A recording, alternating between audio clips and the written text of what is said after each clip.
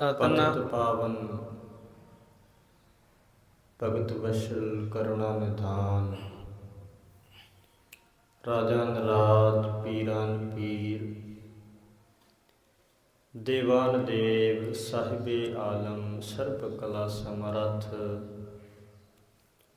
ज्ञान के भरपूर समुंदर बाणी बोहित। धन धन सतगुरु गरीब नवाज श्री गुरु ग्रंथ साहिब जी की अपार बख्शिश रहमत किरपा हो रही है। ਅੰਮ੍ਰਿਤ ਵੇਲੇ ਦੇ ਸੁੰਦਰ ਦੀਵਾਨ ਸਜੇ ਹੋਏ ਹਨ। ਸਜੇ ਹੋਏ ਦੀਵਾਨਾਂ ਦੇ ਅੰਦਰ ਅੰਮ੍ਰਿਤ ਵੇਲੇ ਤੁਰਕੀ ਬਾਣੀ ਦੇ ਜਾਪ, ਨਿਤਨੇਮ ਬਾਣੀਆਂ ਦੇ ਜਾਪ ਉਪਰੰਤ ਤੁਰਕੀ ਬਾਣੀ ਦਾ ਸ਼ਬਦ ਕੀਰਤਨ ਹੋਇਆ ਹੈ। ਉਸ ਤੋਂ ਉਪਰੰਤ ਜੋ ਪਾਵਨ ਗੁਰਬਾਣੀ ਦੀ ਲੜੀਵਾਰ ਕਥਾ ਵਿਚਾਰ ਆਰੰਭ ਹੈ, ਉਸ ਦਾ ਸਮਾਂ ਹੋਇਆ ਹੈ। ਸਤਿਗੁਰੂ ਗਰੀਬ ਨਵਾਜ ਸ੍ਰੀ ਗੁਰੂ ਨਾਨਕ ਦੇਵ ਜੀ ਸ੍ਰੀ ਕਰਤਾਰਪੁਰ ਸਾਹਿਬ ਦੀ ਧਰਤੀ ਤੇ ਬਿਰਾਜਮਾਨ ਹਨ ਤੇ ਅੰਮ੍ਰਿਤ ਵੇਲੇ ਵੱਡੀ ਰਾਤ ਵੱਡੇ ਵੇਲੇ ਉੱਠ ਕਰਕੇ ਨਿਤਾ ਪ੍ਰਤੀ ਸਤਿਗੁਰੂ ਗਰੀਬ ਨਵਾਜ ਨੇਮ ਦੇ ਅਨੁਸਾਰ ਰਾਵੀ ਨਦੀ ਤੇ ਰਾਵੀ ਦਰਿਆ ਤੇ ਸਮੁੰਦਰ ਤੇ ਇਸ਼ਨਾਨ ਕਰਨ ਵਾਸਤੇ ਜਾਂਦੇ ਹਨ ਤੇ ਇਸ਼ਨਾਨ ਤੋਂ ਉਪਰੰਤ ਆਤਮ ਚਿੰਤਨ ਕਰਿਆ ਕਰਦੇ ਹਨ। ਤੇ ਇਸੇ ਨਗਰ ਸ੍ਰੀ ਕਰਤਾਰਪੁਰ ਸਾਹਿਬ ਦੇ ਵਿੱਚ ਸਤਿਗੁਰੂ ਜੀ ਦਾ ਇੱਕ ਸੈਦੋ ਨਾਮ ਦਾ ਸਿੱਖ ਰਹਿੰਦਾ ਸੀ, ਜਿਹੜਾ ਕਿ ਅੰਮ੍ਰਿਤ ਵੇਲੇ ਤੜਕੇ ਉੱਠ ਕਰਕੇ ਤੇ ਘਿਓ ਵੇਚਣ ਵਾਸਤੇ ਜਾਇਆ ਕਰਦਾ ਸੀ। ਇਸ ਕਰਕੇ ਉਸ ਦਾ ਨਾਮ ਜਿਹੜਾ ਹੈ ਸੈਦੋ ਘਿਓ ਪੈ ਗਿਆ ਸੀ। ਇੱਕ ਵਾਰੀ ਉਸ ਦੇ ਮਨ ਦੇ ਵਿੱਚ ਇਸ ਤਰ੍ਹਾਂ ਫੁਰਨਾ ਆਇਆ ਕਿ ਇਹ ਧੰਨ ਸ਼੍ਰੀ ਗੁਰੂ ਨਾਨਕ ਦੇਵ ਜੀ ਨਿਤਾ ਪ੍ਰਤੀ ਅੰਮ੍ਰਿਤ ਵੇਲੇ ਉੱਠ ਕਰਕੇ ਰਾਵੀ ਦਰਿਆ ਤੇ ਵਰੁਣ ਦੇਵਤਾ ਦੀ ਪੂਜਾ ਕਰਨ ਵਾਸਤੇ ਆਉਂਦੇ ਹਨ। ਇਸ ਕਰਕੇ ਇਹਨਾਂ ਦੀ ਜੈ ਜੈਕਾਰ ਹੁੰਦੀ ਹੈ। ਇਸ ਕਰਕੇ ਸਾਰੇ ਜਗਤ ਦੇ ਪੂਜਨੀਕ ਬਣ ਗਏ ਹਨ। ਕਿਉਂ ਨਾ ਮੈਂ ਵੀ ਅੰਮ੍ਰਿਤ ਵੇਲੇ ਉੱਠ ਕਰਕੇ ਤੇ ਵਰੁਣ ਦੇਵਤੇ ਦੀ ਪੂਜਾ ਕਰਿਆ ਕਰਾਂ, ਤਾਂ ਜੋ ਮੇਰੀ ਵੀ ਸੰਸਾਰ ਦੇ ਵਿੱਚ ਪੂਜਾ ਹੋਵੇ। ਇਸ ਤਰ੍ਹਾਂ ਭਰਮ ਲੈ ਕਰਕੇ ਅਗਲੀ ਸਵੇਰ ਇਹ ਸੈਦੋ ਘਿਓ ਅੰਮ੍ਰਿਤ ਵੇਲੇ ਸਤਿਗੁਰੂ ਜੀ ਤੋਂ ਪਹਿਲਾਂ ਹੀ ਉੱਠ ਕਰਕੇ ਤੇ ਰਾਵੀ ਨਦੀ ਦੇ ਪਾਸ ਪਹੁੰਚਿਆ ਹੈ। ਜਦੋਂ ਰਾਵੀ ਦੇ ਕੰਢੇ ਤੇ ਪਹੁੰਚਿਆ ਤੇ ਅੱਗੋਂ ਵਰੁਣ ਦੇਵਤਾ ਇਸ ਨੂੰ ਮਿਲਿਆ, ਪੁੱਛਣ ਲੱਗਾ, ਸਿੱਖਾ ਕਿੱਥੇ ਚੱਲਾਂ ਹੈ? ਕਹਿਣ ਲੱਗਿਆ, ਮੈਂ ਵਰੁਣ ਦੇਵਤਾ ਦੀ ਪੂਜਾ ਕਰਨ ਚੱਲਿਆ ਹਾਂ। ਵਰੁਣ ਦੇਵਤਾ ਅੱਗੋਂ ਕਹਿੰਦਾ, ਵਰੁਣ ਦੇਵਤਾ ਤੇ ਮੈਂ ਹਾਂ, ਤੇ ਤੂੰ ਦੱਸ ਤੂੰ ਕਿਸ ਵਾਸਤੇ ਵਰੁਣ ਦੇਵਤਾ ਦੀ ਪੂਜਾ ਕਰਨ ਚੱਲਿਆ ਹੈ? ਸਿੱਖ ਕਹਿੰਦਾ ਕਿ ਜੇ ਆਪ ਦੀ ਵਰੁਣ ਦੇਵਤਾ ਹੋ ਤੇ ਮੈਨੂੰ ਦੱਸੋ ਤੁਸੀਂ ਇੱਥੇ ਕੀ ਕਰ ਰਹੇ ਹੋ? ਅੰਮ੍ਰਿਤ ਵੇਲੇ ਇੱਥੇ ਆਪ ਜੀ ਕੀ ਕਰਨ ਵਾਸਤੇ ਆਏ ਹੋ? ਤੇ ਵਰੁਣ ਦੇਵਤਾ ਅੱਗੋਂ ਕਹਿਣ ਲੱਗਿਆ ਕਿ ਮੈਂ ਤਾਂ ਧੰਨ ਸ਼੍ਰੀ ਗੁਰੂ ਨਾਨਕ ਦੇਵ ਮਹਾਰਾਜ ਸਾਹਿਬ ਜੀਆਂ ਦੇ ਦਰਸ਼ਨ ਕਰਨ ਵਾਸਤੇ ਇੱਥੇ ਆਉਂਦਾ ਹਾਂ। ਸੈਦੋ ਘਿਓ ਨੇ ਇਸ ਤਰ੍ਹਾਂ ਸੁਣਿਆ ਤੇ ਸੁਣ ਕੇ ਹੈਰਾਨ ਰਹਿ ਗਿਆ ਹੈ ਕਿ ਵਰੁਣ ਦੇਵਤਾ ਇਹਨਾਂ ਦੇ ਦਰਸ਼ਨ ਕਰਨ ਵਾਸਤੇ ਖੁਦ ਚੱਲ ਕਰਕੇ ਇੱਥੇ ਆਉਂਦਾ ਹੈ। ਇੰਨੇ ਸਮੇਂ ਨੂੰ ਸਤਿਗੁਰੂ ਨਾਨਕ ਦੇਵ ਜੀ ਰਾਵੀ ਦੇ ਕੰਢੇ ਤੇ ਪਹੁੰਚੇ ਹਨ ਤੇ ਹੁਣ ਸਿੱਖ ਦਾ ਭਰਮ ਦੂਰ ਹੋ ਗਿਆ ਹੈ। ਭੱਜ ਕੇ ਸਤਿਗੁਰੂ ਜੀ ਦੇ ਚਰਨਾਂ ਤੇ ਪੈ ਗਿਆ। ਚਰਨਾਂ ਤੇ ਪੈ ਕਰਕੇ ਆਪਣੀ ਖਿਮਾ ਮੰਗੀ ਹੈ, ਮਾਫੀ ਮੰਗੀ ਹੈ। ਲਿਪਟ ਕਰਕੇ ਕਹਿਣ ਲੱਗਿਆ, ਸਤਿਗੁਰੂ ਜੀ ਮੈਨੂੰ ਮਾਫ ਕਰ ਦਿਓ, ਮੈਂ ਭਰਮ ਗਿਆ ਸੀ। ਸਤਿਗੁਰੂ ਜੀ ਕਹਿਣ ਲੱਗੇ, ਸੈਦੋ ਕੀ ਗੱਲ ਹੈ? ਫਿਰ ਸਾਰੀ ਵਾਰਤਾ ਦੱਸੀ। ਸਾਰੀ ਵਾਰਤਾ ਦੱਸ ਕਰਕੇ ਖਿਮਾ ਦੀ ਜਾਚਨਾ ਕਰਨ ਲੱਗਾ। ਕਹਿੰਦਾ ਮੈਨੂੰ ਬਖਸ਼ ਦਿਓ, ਮੈਂ ਭਰਮ ਗਿਆ ਹਾਂ, ਪਰ ਵਰਣ ਦੇਵਤੇ ਨੇ ਮੇਰਾ ਸਾਰਾ ਭਰਮ ਦੂਰ ਕਰ ਦਿੱਤਾ ਹੈ। ਹੁਣ ਮੈਂ ਆਪ ਜੀ ਸਮਝ ਗਿਆ ਹਾਂ ਕਿ ਆਪ ਜੀ ਸਾਖਸ਼ਾਤ ਪ੍ਰਭੂ ਦੇ ਅਵਤਾਰ ਹੋ। ਤੇ ਇਸ ਤਰ੍ਹਾਂ ਸਤਿਗੁਰੂ ਗਰੀਬ ਨਵਾਜ ਜੀਆਂ ਨੇ ਉੱਥੇ ਸੈਦੋ ਨਾਮੀ ਸਿੱਖ ਦੇ ਬੇਨਤੀ ਕਰਨ ਤੇ ਇਹ ਪਾਵਨ ਉਪਦੇਸ਼ ਉਸ ਨੂੰ ਉਪਦੇਸ਼ ਦੇਣ ਦੇ ਵਾਸਤੇ, ਸਿੱਖਿਆ ਦੇਣ ਦੇ ਵਾਸਤੇ ਅਕਾਲ ਪੁਰਖ ਪਰਮੇਸ਼ਰ ਦੇ ਮੁਖਾਤਿਬ ਹੋ ਕਰਕੇ ਸ੍ਰੀ ਰਾਗ ਦੇ ਚੌਥੇ ਘਰ ਚੌਥੇ ਸੁਰ ਤਾਲ ਦੇ ਅੰਦਰ ਉਚਾਰਨ ਕੀਤਾ ਹੈ, ਜਿਸ ਦੇ ਪਹਿਲੇ ਬੰਦ ਦੇ ਅੰਦਰ ਇੱਕ ਮੱਛੀ ਦਾ ਦ੍ਰਿਸ਼ਟਾਂਤ ਦੇ ਕਰਕੇ ਅਕਾਲ ਪੁਰਖ ਵਾਹਿਗੁਰੂ ਪਰਮਾਤਮਾ ਦੇ ਬਾਰੇ ਪਾਵਨ ਉਪਦੇਸ਼ ਦੀ ਬਖਸ਼ਿਸ਼ ਕਰਦੇ ਹਨ। ਤੇ ਫਿਰ ਉਹ ਅਕਾਲ ਪੁਰਖ ਵਾਹਿਗੁਰੂ ਪਰਮਾਤਮਾ ਕਿੱਡਾ ਕੁ ਵੱਡਾ ਹੈ, ਉਸ ਦਾ ਸਰੂਪ ਕਿਸ ਤਰ੍ਹਾਂ ਦਾ ਹੈ, ਉਸ ਦੇ ਬਾਰੇ ਉਪਦੇਸ਼ ਦੇਣਾ ਕਰਦੇ ਹਨ। ਸੋ ਜਿਵੇਂ ਸਤਿਗੁਰੂ ਗਰੀਬ ਨਵਾਜ ਕਿਰਪਾ ਕਰਦੇ ਹਨ, ਮਨੋਵਿਰਤੀਆਂ ਨੂੰ ਗੁਰੂ ਚਰਨਾਂ ਅੰਦਰ ਜੋੜੀਏ, ਪ੍ਰੇਮ ਭਾਵਨਾ ਦੇ ਨਾਲ ਇਸ ਸ਼ਬਦ ਦੇ ਵਿਚਾਰ ਸਰਵਣ ਕਰੀਏ, ਰਸਨਾ ਨੂੰ ਕਰੀਏ ਪਵਿੱਤਰ ਉਚਾਰਨ ਕਰੋ। ਆਖੋ ਸਤਿਨਾਮ ਸ੍ਰੀ ਵਾਹਿਗੁਰੂ। ਸ੍ਰੀ ਰਾਗ ਮਹੱਲਾ ਪਹਿਲਾ ਘਰ ਚੌਥਾ। ਸ੍ਰੀ ਰਾਗ ਹੈ। ਸ੍ਰੀ ਰਾਗ ਦੇ ਅੰਦਰ ਪਹਿਲੇ ਗੁਰਦੇਵ ਧੰਨ ਸ੍ਰੀ ਗੁਰੂ ਨਾਨਕ ਦੇਵ ਜੀ ਚੌਥੇ ਘਰ ਸੁਰ ਤਾਲ ਦੇ ਅੰਦਰ ਪਾਵਨ ਉਪਦੇਸ਼ ਦੀ ਬਖਸ਼ਿਸ਼ ਕਰ ਰਹੇ ਹਨ। ਤੂੰ ਦਰਿਆਉ ਦਾਨਾ ਬੀਨਾ, ਮੈਂ ਮਛਲੀ ਕੈਸੇ ਅੰਤ ਲਹਾ। ਹੁਣ ਸਤਿਗੁਰੂ ਗਰੀਬ ਨਵਾਜ ਅਕਾਲ ਪੁਰਖ ਵਾਹਿਗੁਰੂ ਪਰਮਾਤਮਾ ਨੂੰ ਮੁਖਾਤਿਬ ਰੱਖ ਕਰਕੇ ਜਗਿਆਸੂ ਰੂਪ ਹੋ ਕਰਕੇ ਬੇਨਤੀ ਕਰਦੇ ਨੇ, ਹੇ ਪ੍ਰਭੂ ਅਕਾਲ ਪੁਰਖ ਵਾਹਿਗੁਰੂ ਪਰਮਾਤਮਾ, ਤੂੰ ਦਰਿਆਓ, ਤੁਸੀਂ ਦਰਿਆ ਸਰੂਪ ਹੋ। ਦਰਿਆਓ ਭਾਵ ਤੁਸੀਂ ਸਮੁੰਦਰ ਸਰੂਪ ਹੋ। ਫਾਰਸੀ ਦੇ ਵਿੱਚ ਦਰਿਆ ਨੂੰ ਸਮੁੰਦਰ ਕਰਕੇ ਜਾਣਿਆ ਜਾਂਦਾ ਹੈ, ਭਾਵ ਕਿ ਸਮੁੰਦਰ ਨੂੰ ਫਾਰਸੀ ਦੇ ਅੰਦਰ ਦਰਿਆ ਕਿਹਾ ਜਾਂਦਾ ਹੈ। ਇਸ ਤਰ੍ਹਾਂ ਸਤਿਗੁਰੂ ਜੀ ਕਿਰਪਾ ਕਰਦੇ ਨੇ, ਹੇ ਅਕਾਲ ਪੁਰਖ ਵਾਹਿਗੁਰੂ, ਤੁਸੀਂ ਦਰਿਆ ਸਰੂਪ ਹੋ, ਸਮੁੰਦਰ ਸਰੂਪ ਹੋ। ਦਾਨਾ ਬੀਨਾ ਅਤੇ ਸਭ ਦੇ ਦਿਲਾਂ ਦੀ ਗੱਲ ਜਾਣਨ ਵਾਲੇ ਹੋ, ਹਰੇਕ ਦੇ ਅੰਦਰ ਦੀ ਗੱਲ ਨੂੰ ਜਾਣਨ ਵਾਲੇ ਹੋ। ਘਟ ਘਟ ਕੇ ਅੰਤਰ ਕੀ ਜਾਣਤ, ਭਲੇ ਬੁਰੇ ਕੀ ਪੀਰ ਪਛਾਨਤ। ਬੀਨਾ ਸਭ ਦੇ ਕੰਮਾਂ ਕਾਜਾਂ ਨੂੰ ਵੇਖਣ ਵਾਲੇ ਹੋ, ਸਾਰਿਆਂ ਦੀਆਂ ਕਰਤੂਤਾਂ ਨੂੰ ਕੌਤਕਾਂ ਨੂੰ ਦੇਖਣ ਵਾਲੇ ਹੋ।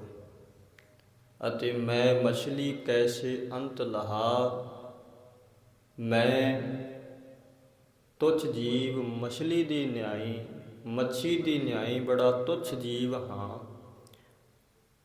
ਆਪ ਜੀ ਦੇ ਅੰਤ ਨੂੰ ਕਿਵੇਂ ਪ੍ਰਾਪਤ ਕਰ ਸਕਦਾ ਹਾਂ, ਕਿਵੇਂ ਪਾ ਸਕਦਾ ਹਾਂ, ਭਾਵ ਨਹੀਂ ਪਾ ਸਕਦਾ ਹਾਂ। ਜਿਵੇਂ ਮੱਛੀ ਪਾਣੀ ਦੇ ਵਿੱਚ ਰਹਿੰਦੀ ਹੈ ਪਰ ਉਸ ਪਾਣੀ ਦਾ ਅੰਤ ਨਹੀਂ ਲੈ ਸਕਦੀ ਹੈ, ਇਸੇ ਤਰ੍ਹਾਂ ਮੈਂ ਆਪ ਜੀਆਂ ਦਾ ਅੰਤ ਕਿਵੇਂ ਪਾ ਸਕਦਾ ਹਾਂ, ਭਾਵ ਨਹੀਂ ਪਾ ਸਕਦਾ ਹਾਂ। ਜਹ ਜਹ ਦੇਖਾ ਤਹ ਤਹ ਤੂ ਹੈ, ਤੁਝ ਤੇ ਨਿਕਸੀ ਫੂਟ ਮਰਾ। ਜਿਵੇਂ ਮੱਛੀ ਪਾਣੀ ਦੇ ਵਿੱਚ ਰਹਿੰਦੀ ਹੈ ਤੇ ਜਿੱਥੇ ਜਿੱਥੇ ਵੀ ਦੇਖਦੀ ਹੈ ਪਾਣੀ ਹੀ ਨਜ਼ਰ ਆਉਂਦਾ ਹੈ, ਜਿੱਧਰ ਵੀ ਦੇਖਦੀ ਹੈ ਪਾਣੀ ਹੀ ਨਜ਼ਰ ਆਉਂਦਾ ਹੈ, ਸਮੁੰਦਰ ਹੀ ਨਜ਼ਰ ਆਉਂਦਾ ਹੈ। ਉਸੇ ਪ੍ਰਕਾਰ ਅਸੀਂ ਮੱਛੀ ਰੂਪ ਤੁੱਛ ਜੀਵ ਹਾਂ, ਜਿੱਧਰ ਵੀ ਦੇਖਦੇ ਹਾਂ ਤਿੰਨਾਂ ਲੋਕਾਂ ਦੇ ਵਿੱਚ ਤੂੰ ਹੀ ਤੂੰ ਨਜ਼ਰ ਆਉਂਦਾ ਹੈ। ਹੇ ਅਕਾਲ ਪੁਰਖ ਵਾਹਿਗੁਰੂ ਪਰਮਾਤਮਾ, ਤੁਸੀਂ ਹੀ ਸਾਨੂੰ ਸਾਰੇ ਪਾਸੇ ਨਜ਼ਰ ਆਉਂਦੇ ਹੋ। ਤੁਝ ਤੇ ਨਿਕਸੀ ਫੂਟ ਮਰਾ, ਜਿਵੇਂ ਮੱਛੀ ਪਾਣੀ ਤੋਂ ਬਾਹਰ ਨਿਕਲ ਜਾਵੇ ਤੇ ਫੁੱਟ ਫੁੱਟ ਕਰਕੇ, ਭਾਵ ਕਿ ਤੜਫ ਤੜਫ ਕਰਕੇ ਮੌਤ ਨੂੰ ਪ੍ਰਾਪਤ ਹੋ ਜਾਂਦੀ ਹੈ, ਮਰ ਜਾਂਦੀ ਹੈ। ਮੱਛੀ ਦਾ ਜੀਵਨ ਪਾਣੀ ਦੇ ਕਰਕੇ ਹੈ। ਇਸੇ ਤਰ੍ਹਾਂ ਅਸੀਂ ਜਗਿਆਸੂ ਜੀਵ ਜਦੋਂ ਵੀ ਆਪ ਜੀਆਂ ਦੇ ਭਾਵਨਾ ਰੂਪ ਸਮੁੰਦਰ ਦੇ ਵਿੱਚੋਂ ਬਾਹਰ ਨਿਕਲ ਜਾਂਦੇ ਹਾਂ, ਉਦੋਂ ਫਿਰ ਤੜਫ ਤੜਫ ਕਰਕੇ ਸਾਡਾ ਮਰਨ ਹੋ ਜਾਂਦਾ ਹੈ, ਸਾਡੀ ਮੌਤ ਹੋ ਜਾਂਦੀ ਹੈ। ਜਿਵੇਂ ਮੱਛੀ ਪਾਣੀ ਤੋਂ ਬਿਨਾਂ ਨਹੀਂ ਰਹਿ ਸਕਦੀ ਹੈ, ਮੱਛੀ ਦਾ ਜੀਵਨ ਪਾਣੀ ਹੈ, ਇਸੇ ਤਰ੍ਹਾਂ ਸਿੱਖ ਦਾ ਜੀਵਨ ਬਾਣੀ ਹੈ। ਪਾਣੀ ਤੋਂ ਬਿਨਾਂ ਮੱਛੀ ਜਿਉਂਦੀ ਨਹੀਂ ਰਹਿ ਸਕਦੀ ਤੇ ਬਾਣੀ ਤੋਂ ਬਿਨਾਂ ਸਿੱਖ ਜਿਉਂਦਾ ਨਹੀਂ ਰਹਿ ਸਕਦਾ ਹੈ। ਜਿਵੇਂ ਧੰਨ ਸ਼੍ਰੀ ਗੁਰੂ ਨਾਨਕ ਦੇਵ ਜੀ ਜਦੋਂ 9 ਖੰਡਾਂ ਦੇ ਦਰਸ਼ਨ ਕਰਨ ਵਾਸਤੇ ਪਹੁੰਚੇ ਹਨ, ਧਰੁਵ ਮੰਡਲ ਤੋਂ ਵਾਪਸ ਆ ਰਹੇ ਹਨ ਤੇ ਰਸਤੇ ਦੇ ਵਿੱਚ ਇੱਕ ਸਰੋਵਰ ਆਇਆ ਹੈ। ਉਸ ਸਰੋਵਰ ਤੇ ਸਤਿਗੁਰੂ ਜੀ ਇਸ਼ਨਾਨ ਕਰ ਰਹੇ ਸਨ ਤੇ ਉਧਰੋਂ ਇੱਕ ਰਿਖੀ ਚੱਲ ਕਰਕੇ ਆਇਆ। ਉਸ ਰਿਖੀ ਨੇ ਦੇਖਿਆ ਹੈ ਕਿ ਜਿਸ ਦਾ ਮਨ ਸੁਮੇਰ ਪਰਬਤ ਦੇ ਵਾਂਗ ਟਿਕਿਆ ਹੋਵੇ, ਸਥਿਰ ਹੋਵੇ, ਉਸ ਨੂੰ ਇਸ਼ਨਾਨ ਕਰਨ ਦੀ ਕੋਈ ਇੱਛਾ ਬਾਕੀ ਨਹੀਂ ਰਹਿ ਜਾਂਦੀ। ਜਗਿਆਸੂ ਹੋ ਕਰਕੇ ਬੇਨਤੀ ਕਰਕੇ ਪੁੱਛਣ ਲੱਗਿਆ, ਤੁਹਾਡਾ ਨਾਮ ਕੀ ਹੈ ਤੇ ਤੁਹਾਡਾ ਮਨ ਤੇ ਇਤਨਾ ਟਿਕਿਆ ਹੋਇਆ ਹੈ, ਸਥਿਰ ਹੈ, ਤੁਹਾਨੂੰ ਇਸ਼ਨਾਨ ਦੀ ਕੀ ਲੋੜ ਹੈ? ਤੇ ਸਤਿਗੁਰੂ ਜੀ ਨੇ ਉੱਥੇ ਸ਼ਬਦ ਵਰਤੇ, ਏਕੰਕਾਰ ਚਰਨ ਸਰਜੂ ਹੈ, ਤਾਂ ਮੈਂ ਲਖੋ ਮੀਨ ਮਨ ਮੋਹ ਹੈ। ਕਹਿੰਦੇ ਜਿਹੜਾ ਏਕੰਕਾਰ ਪਰਮੇਸ਼ਰ ਦੇ ਚਰਨ ਹਨ, ਸਰੋਵਰ ਦੀ ਨਿਆਈ ਹਨ, ਉਹਨਾਂ ਦੇ ਵਿੱਚ ਸਾਡਾ ਮਨ ਮੱਛੀ ਦੀ ਨਿਆਈ ਹੈ। ਤਿਤੇ ਤਰੰਗ ਮੈਂ ਰੈਣ ਦਿਨ ਕੀਲ ਕਰੈ ਸੁਖਮਾਨ, ਉਸ ਦੀਆਂ ਤਰੰਗਾਂ ਦੇ ਵਿੱਚ ਸਾਡਾ ਮਨ ਨਿਤਾ ਪ੍ਰਤੀ ਕੀਲ ਕਰਦਾ ਹੈ, ਖੇਡਾਂ ਕਰਦਾ ਹੈ, ਸੁਖ ਮਾਣਦਾ ਹੈ। ਤਿਹ ਬਿਸਰਨ ਤੇ ਤਰਫ ਕਹਿ ਨਾਨਕ ਮਰੈ ਪਛਾਨ। ਤੇ ਜਦੋਂ ਸਾਡਾ ਮਨ ਪਰਮੇਸ਼ਰ ਦੇ ਚਰਨਾਂ ਰੂਪੀ ਸਰੋਵਰ ਤੋਂ ਵਿਛੜ ਜਾਂਦਾ ਹੈ ਤੇ ਇਸ ਦਾ ਮਰਨ ਹੋ ਜਾਂਦਾ ਹੈ। ਇਸੇ ਪ੍ਰਕਾਰ ਸਿੱਖ ਦਾ ਜੀਵਨ ਬਾਣੀ ਹੈ। ਜਿਵੇਂ ਦ੍ਰਿਸ਼ਟਾਂਤ ਦੁਆਰਾ ਸਮਝਾਉਂਦੇ ਨੇ ਕਿ ਇੱਕ ਵਾਰੀ ਇੱਕ ਮੱਛੀ ਤੇ ਕੱਛੂ ਇੱਕ ਪਾਣੀ ਦੇ ਵਿੱਚ ਰਹਿੰਦੇ ਸਨ। ਮੱਛੀ ਕੱਛੂ ਨੂੰ ਕਹਿਣ ਲੱਗੀ ਕਿ ਕੱਛੂ ਭਰਾ, ਮੈਨੂੰ ਦਿਖਾ ਪਾਣੀ ਕਿਸ ਤਰ੍ਹਾਂ ਦਾ ਹੁੰਦਾ ਹੈ। ਲੋਕ ਪਾਣੀ ਦੀ ਬੜੀ ਗੱਲ ਕਰਦੇ ਹਨ ਤੇ ਪਾਣੀ ਕਿਹੋ ਜਿਹਾ ਹੁੰਦਾ ਹੈ, ਮੈਨੂੰ ਵਿਖਾਉਣਾ ਕਰ। ਜਿਹੜਾ ਕੱਛੂ ਸੀ ਸਿਆਣਾ ਸੀ, ਸਮਝ ਗਿਆ ਕਿ ਇਸ ਮੱਛੀ ਨੂੰ ਹੁਣ ਭਰਮ ਪੈ ਗਿਆ ਹੈ ਤੇ ਭਰਮ ਦੂਰ ਕਰਨ ਵਾਸਤੇ ਮੱਛੀ ਨੂੰ ਕਹਿਣ ਲੱਗਾ ਕਿ ਮੇਰੀ ਪਿੱਠ ਦੇ ਉੱਪਰ ਬੈਠ ਜਾ, ਮੈਂ ਤੈਨੂੰ ਦਿਖਾਉਂਦਾ ਹਾਂ ਪਾਣੀ ਕਿਵੇਂ ਹੁੰਦਾ ਹੈ, ਕਿਹੋ ਜਿਹਾ ਹੁੰਦਾ ਹੈ। ਪਿੱਠ ਦੇ ਉੱਪਰ ਬਿਠਾ ਕਰਕੇ ਉਸਨੇ ਮੱਛੀ ਨੂੰ ਵਗਾ ਕੇ ਪਾਣੀ ਦੇ ਵਿੱਚੋਂ ਬਾਹਰ ਕੱਢ ਕੇ ਰੇਤ ਦੇ ਉੱਪਰ ਸੁੱਟ ਦਿੱਤਾ। ਤੇ ਜਦੋਂ ਰੇਤ ਦੇ ਉੱਪਰ ਸਿੱਟਿਆ, ਮੱਛੀ ਤੜਫਣ ਲੱਗ ਪਈ, ਤੜਫ ਕਰਕੇ ਮਰਨ ਲੱਗ ਪਈ। ਤੇ ਉਸ ਨੇ ਫਿਰ ਉਸ ਨੂੰ ਲਿਆ ਕਰਕੇ ਉਸੇ ਵਿੱਚ ਪਾਣੀ ਦੇ ਵਿੱਚ ਛੱਡ ਦਿੱਤਾ ਤੇ ਉਸ ਨੂੰ ਕੁਝ ਸ਼ਾਂਤੀ ਆਈ। ਤੇ ਜਦੋਂ ਸ਼ਾਂਤੀ ਆਈ ਤੇ ਫਿਰ ਮੱਛੀ ਨੂੰ ਕਹਿਣ ਲੱਗਾ, ਕਮਲੀਏ, ਜਿਸ ਪਾਣੀ ਦੇ ਵਿੱਚ ਰਹਿੰਦੀ ਹੈ, ਜਿਸ ਦੇ ਕਰਕੇ ਤੇਰਾ ਜੀਵਨ ਹੈ, ਇਹੋ ਪਾਣੀ ਹੈ।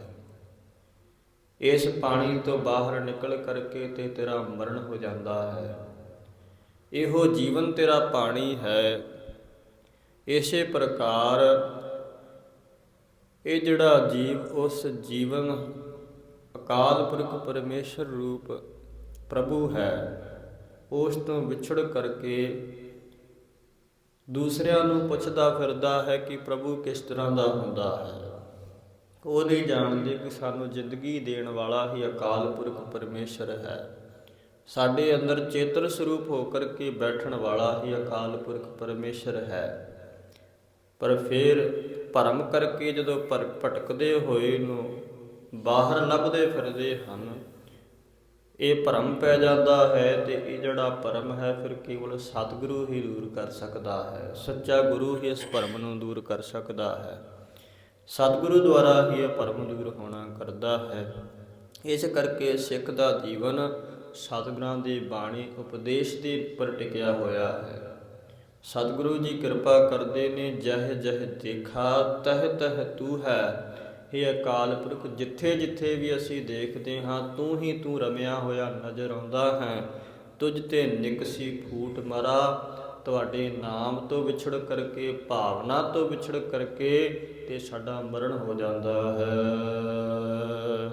ਨਾ ਜਾਣਾ ਮੇਉ ਨਾ ਜਾਣਾ ਜਾਲੀ। ਤੇ ਹੇ ਪ੍ਰਭੂ ਅਕਾਲ ਪੁਰਖ, ਅਸੀਂ ਤਾਂ ਨਾ ਜਾਣਾ ਮੇਉ, ਨਾ ਤਾਂ ਅਸੀਂ ਜਮ ਰੂਪੀ ਮਲਾਹ ਨੂੰ ਜਾਣਦੇ ਹਾਂ। ਮੇਉ ਨਾਮ ਹੈ ਮਲਾਹ ਦਾ, ਫੰਦਕ ਦਾ, ਝੀਵਰ ਦਾ ਜਾਂ ਮਾਛੀ ਦਾ। ਅਸੀਂ ਨਾ ਤਾਂ ਜਮ ਰੂਪੀ ਮਲਾਹ ਨੂੰ, ਝੀਵਰ ਨੂੰ, ਫੰਦਕ ਨੂੰ, ਮਾਛੀ ਨੂੰ ਜਾਣਦੇ ਹਾਂ, ਤੇ ਨਾ ਜਾਣਾ ਜਾਲੀ, ਨਾ ਹੀ ਉਸ ਦੇ ਕਾਲ ਫਾਸ ਰੂਪੀ ਜਾਲੀ ਜਾਲ ਨੂੰ ਜਾਣਦੇ ਹਾਂ। ਜਾ ਦੁਖ ਲਾਗੈ ਤਾ ਤੁਝੈ ਸੰਭਾਲੀ। ਜਦੋਂ ਵੀ ਸਾਨੂੰ ਕੋਈ ਦੁੱਖ ਲੱਗਦਾ ਹੈ, ਉਦੋਂ ਅਸੀਂ ਆਪ ਜੀਆਂ ਨੂੰ ਸੰਭਾਲੀ ਚੇਤੇ ਕਰਦੇ ਹਾਂ। ਉਦੋਂ ਮੈਂ ਆਪ ਜੀਆਂ ਨੂੰ ਸੰਭਾਲਦੀ ਹਾਂ, ਭਾਵ ਸਿਮਰਦੀ ਹਾਂ। ਅਰਥਾਤ ਜੀਵ ਸੁੱਖਾਂ ਦੇ ਵਿੱਚ ਪ੍ਰਭੂ ਨੂੰ ਭੁਲਾ ਦਿੰਦਾ ਹੈ।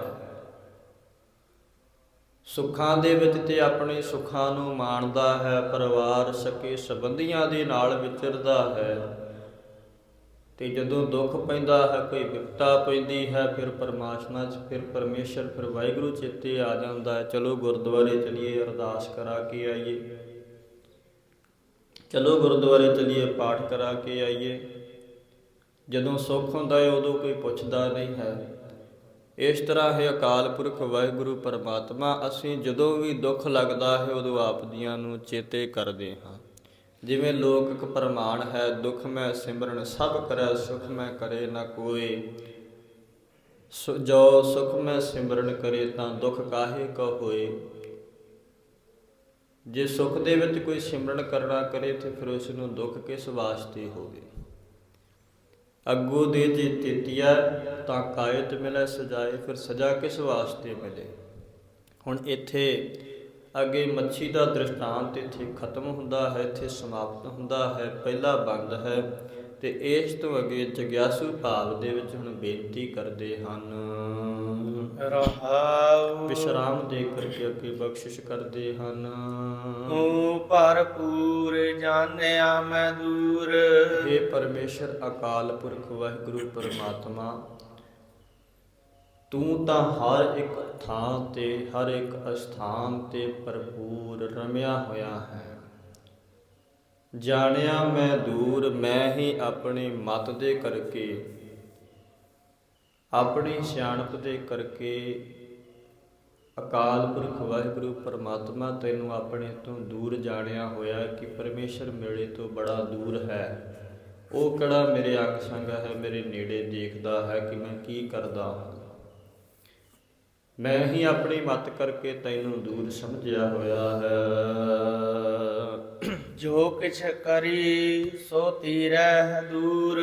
ਤੇ ਹੇ ਵਾਹਿਗੁਰੂ ਪਰਮੇਸ਼ਵਰ, ਅਸੀਂ ਜੋ ਵੀ ਕਰਦੇ ਹਾਂ ਉਹ ਸਾਰਾ ਕੁਝ ਤੇਰੇ ਸਾਹਮਣੇ ਹੈ, ਤੇਰੇ ਹਜ਼ੂਰ, ਤੇਰੇ ਪਾਸ ਹੀ ਹੈ। ਭਾਵ ਸੰਸਾਰ 'ਚ ਐਸੀ ਕੋਈ ਥਾਂ ਨਹੀਂ ਹੈ ਜਿੱਥੇ ਪਰਮੇਸ਼ਵਰ ਮੌਜੂਦ ਨਹੀਂ ਹੈ। ਸਾਰਿਆਂ ਥਾਵਾਂ ਤੇ ਉਹ ਅਕਾਲ ਪੁਰਖ ਵਾਹਿਗੁਰੂ ਪਰਮਾਤਮਾ ਹੈ। ਭਾਵੇਂ ਕੋਈ ਕਿੰਨੇ ਵੀ ਲੁੱਕ ਕਰਕੇ ਪਾਪ ਕਮਾ ਲਵੇ, ਕਿੰਨੇ ਵੀ ਲੁੱਕ ਕਰਕੇ ਕੋਈ ਵੀ ਪਦਾਰਥਾਂ ਨੂੰ ਭੋਗ ਲਵੇ, ਕਿ ਕਿਹੜਾ ਕਿਸੇ ਨੂੰ ਪਤਾ ਲੱਗਦਾ। ਜਿਵੇਂ ਅੱਜ ਕੱਲ੍ਹ ਢੋਂਗੀ ਕਰਦੇ ਹਨ ਕਿ ਲੋਕਾਂ ਨੂੰ ਦਿਖਾਉਣ ਵਾਸਤੇ ਤੇ ਨੱਕ ਪਕੜਦੇ ਨੇ ਕਿ ਅਸੀਂ ਮਾਸ ਨਹੀਂ ਖਾਂਦੇ, ਮਾਸ ਦੀ ਵਾਸ਼ਨਾ ਨਹੀਂ ਲੈਂਦੇ, ਤੇ ਓਲੇ ਹੋ ਕਰਕੇ ਮਾਸ ਸ਼ਰਾਬਾਂ ਪੀਂਦੇ ਨੇ, ਮਾਸ ਖਾਣਾ ਕਰਦੇ ਹਨ, ਵਿਕਾਰ ਭੋਗਦੇ ਹਨ।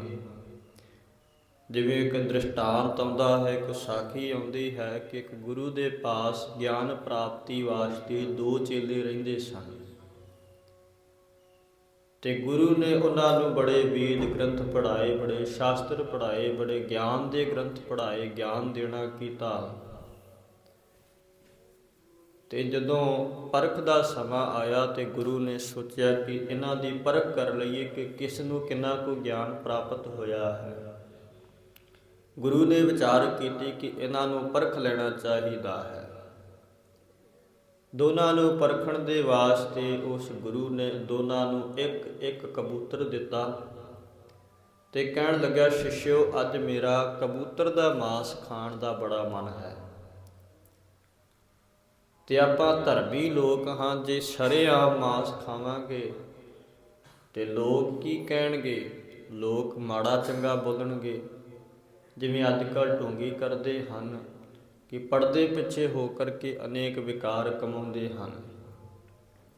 ਕਹਿਣ ਲੱਗਾ, ਇਸ ਕਬੂਤਰ ਨੂੰ ਕਿਤੇ ਓਲੇ ਥਾਂ ਲਿਜਾ ਕਰਕੇ, ਜਿੱਥੇ ਕੋਈ ਦੇਖਦਾ ਨਾ ਹੋਵੇ, ਉੱਥੇ ਮਾਰ ਕੇ ਲਿਆਵੋ।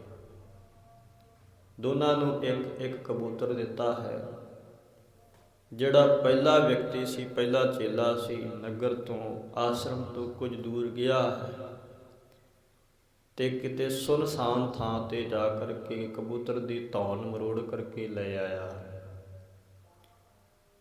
ਜਿਹੜਾ ਦੂਸਰਾ ਚੇਲਾ ਸੀ, ਸਾਰਾ ਦਿਨ ਭਟਕਦਾ ਰਿਹਾ, ਕਦੇ ਜੰਗਲਾਂ ਦੇ ਵਿੱਚ ਜਾਵੇ, ਕਦੇ ਗੁਫਾਵਾਂ ਦੇ ਵਿੱਚ ਜਾਵੇ, ਕਦੇ ਖੂਹ ਦੇ ਵਿੱਚ ਬੈਠੇ, ਕਦੇ ਝਾੜੀਆਂ ਦੇ ਓਹਲੇ ਹੋ ਕੇ ਦੇਖੇ, ਪਰ ਉਸ ਨੂੰ ਕਿਤੇ ਵੀ ਐਸੀ ਥਾਂ ਨਹੀਂ ਮਿਲੀ ਜਿੱਥੇ ਕੋਈ ਦੇਖਦਾ ਨਾ ਹੋਵੇ। ਪਹਿਲਾਂ ਸੁਨਸਾਨ ਥਾਂ ਤੇ ਜਾ ਕੇ ਜੰਗਲ ਦੇ ਵਿੱਚ ਜਦੋਂ ਮਾਰਨ ਲੱਗਿਆ ਤੇ ਵੇਖਿਆ ਕਿ ਪਸ਼ੂ ਪੰਛੀ ਇਸ ਨੂੰ ਦੇਖ ਰਹੇ ਹਨ, ਮੈਨੂੰ ਦੇਖ ਰਹੇ ਹਨ। ਫਿਰ ਇਹ ਗੁਫਾ ਦੇ ਵਿੱਚ ਗਿਆ, ਖੂਹ ਦੇ ਵਿੱਚ ਗਿਆ ਤੇ ਕਹਿਣ ਲੱਗਿਆ, ਉੱਥੇ ਵੇਖਿਆ ਕਿ ਇੱਥੇ ਜਿਹੜੇ ਕੀੜੇ ਮਕੌੜੇ ਹਨ ਉਹ ਸਾਨੂੰ ਦੇਖ ਰਹੇ ਹਨ। ਗੁਫਾ ਦੇ ਵਿੱਚ ਗਿਆ ਤੇ ਕਬੂਤਰ ਮਾਰਨ ਲੱਗਿਆ ਤੇ ਵਿਚਾਰ ਕੀਤੇ ਕਿ ਮੇਰੀਆਂ ਅੱਖਾਂ ਇਸ ਨੂੰ ਦੇਖ ਰਹੀਆਂ ਨੇ, ਇਸ ਦੀਆਂ ਅੱਖਾਂ ਮੈਨੂੰ ਦੇਖ ਰਹੀਆਂ ਹਨ। ਆਪਣੀਆਂ ਅੱਖਾਂ ਤੇ ਪੱਟੀ ਬੰਨ੍ਹ ਕਰਕੇ, ਕਬੂਤਰ ਦੀਆਂ ਅੱਖਾਂ ਨੂੰ ਪੱਟੀ ਬੰਨ੍ਹ ਕਰਕੇ ਤੇ ਉਸ ਦੇ ਧੌਣ ਨੂੰ ਮਰੋੜਨ ਲੱਗਿਆ ਤੇ ਯਾਦ ਆਇਆ ਕਿ ਪਰਮੇਸ਼ਰ ਤੇ ਸਾਰੀਆਂ ਥਾਵਾਂ ਤੇ ਮੌਜੂਦ ਹੈ, ਜਿਹੜਾ ਮੈਨੂੰ ਗਿਆਨ ਕਰਵਾ ਰਿਹਾ ਹੈ ਕਿ ਇੱਥੋਂ ਇਸ ਦੀ ਧੌਣ ਮਰੋੜੋ ਤੇ ਸਾਰਾ ਕੁਝ ਦੇਖ ਰਿਹਾ ਹੈ, ਸਾਰਾ ਕੁਝ ਦੇਖਣ ਵਾਲਾ ਹੈ। ਅਖੀਰ ਜਿਉਂਦਿਆਂ ਕਬੂਤਰ ਨੂੰ ਫੜ ਕਰਕੇ ਲੈ ਆਇਆ। ਗੁਰੂ ਦੇ ਪਾਸ ਆ ਕਰਕੇ ਕਬੂਤਰ ਜਦੋਂ ਰੱਖਿਆ ਤੇ ਗੁਰੂ ਕਹਿਣ ਲੱਗਿਆ ਕਿ ਆਹ ਕੀ ਕੀਤਾ? ਤੂੰ ਮੇਰੀ ਆਗਿਆ ਦਾ ਪਾਲਣ ਨਹੀਂ ਕੀਤਾ। ਚੇਲਾ ਕਹਿਣ ਲੱਗਿਆ, ਗੁਰੂ ਜੀ ਮੈਨੂੰ ਮੁਆਫ ਕਰ ਦਿਓ, ਮੈਂ ਤੁਹਾਡੀ ਆਗਿਆ ਦਾ ਪਾਲਣ ਨਹੀਂ ਕਰ ਸਕਿਆ, ਤੁਹਾਡੀ ਸ਼ਰਤ ਦੇ ਅਨੁਸਾਰ ਇਸ ਕਬੂਤਰ ਨੂੰ ਮਾਰ ਨਹੀਂ ਸਕਿਆ।